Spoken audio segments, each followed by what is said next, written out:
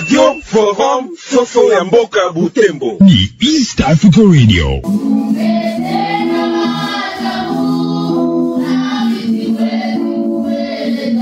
Mimi ni Katsuba Matata Biefe, mmoja wale ambao wanaobebea neno wa anga wa mizozo katika mji wa Butembo. Kwenye Sebe Kaka Twangambo tumekuwa na programe ya maombi na kushukuru. Tumeshukuru kwa sababu tumefanya miaka 3 tangu tulipotoka gerezani kufungwa kwa ajili ya kutetea haki za parcele yetu katika mlima wa Mtitiro. Leo tumeshukuru vile vile hata kuhusu shida zote ambazo tumepitia kutoka huko kwenye gereza kuingia huko kukua kidinape, yote tumeshukuria, na vile vile tumeombea hawa wote ambao wamekuwa na roho mbaya ya kupenda kupomolea watu nyumba zao katika mji wa Butembo, kupenda kupora nyumba za watu, parcele za watu wakitafuta pesa chafu. Tumewaombea, na dosari za udongo ni nyingi zinaendelea vizuri hapa kwenye mlima wa Mtitiro. Tumepata vile vile hata jijema ambayo imetoa hukuru dapele, vile vile dosari ya Kitakandi huko ambapo tulishikwa, tukanaswa, tukatupwa kwenye gereza. Hiyo nayo dosari inaendeka vizuri, raporo zimefika ambazo zinaonesha kwamba Bwana Malo na familia vile vile amumetia hawana huko haki, wanatesa wakaaji kwa bure. Na vile vile kulikuwa mwanaume mmoja ambaye naye alisema ya kwamba atatupa kwenye gereza,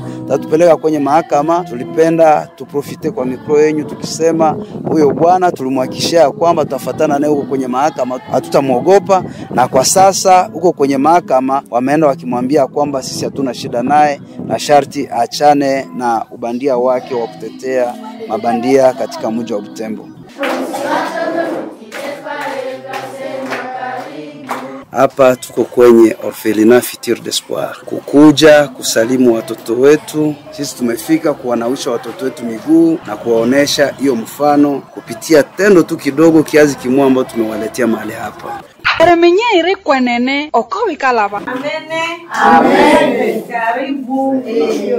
Mimi ni kiongozi wa Orphelinat Futur d'Espoir, kwa majina bananita Mwaviro Dasisi. Leo ninapata delegation kutoka Mesebere Mititiro pamoja na papa Honorable Biefe Matata. Wanatuletea chakula, vifaa vyote ambavyo vitasaidia kukomalisha watoto. Antuka tunashukuru. Tutabaki tukiwaombea. Hapa tunakuwa na watoto 25. Kunakuwa wanawake 10 na wanaume 15. Kati yao kunakuwa watoto 15 ambao wanaenda shuleni. Wengine wanajifunza vile kazi za mikono. Wakaaji wa Butembo lazima tuige mfano mzuri ambao hii delegation Mtitiro Mesebere pamoja na Honorable Matata ambaye mafanya, lazima tuige hii tendo nzuri ambao wanatufanyia kwa siku ya leo. Enyi wazazi wetu, katika shida mnatulea matutunza, Mungu awabariki, awasumbukie,